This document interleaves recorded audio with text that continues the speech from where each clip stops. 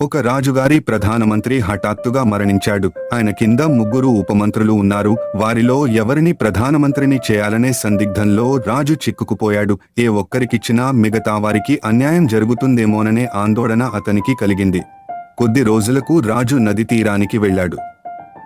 ఆయనతో ఉపమంత్రులు 3 ఉన్నారు. నది ఒడ్డున కూర్చుని ఉండగా రాజు నీటిలో కొట్టుకొస్తున్నదేదో చూసి, అది ఏమై ఉంటుంది అని అడిగాడు. 3లో ఒకడు పరకాయించి చూసి, ఏదో పండులాగుంది అన్నాడు.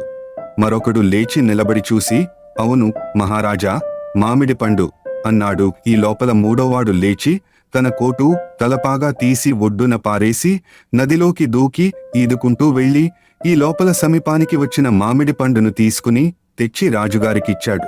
కార్యశూరుడైన ఆ ఉపమంత్రిని రాజు ప్రధానిగా నియమించాడు. మాటలు ఎంతటి గొప్పవైనా కార్యదీక్షతో పనిచేయడం ముఖ్యం అని కథ సారాంశం.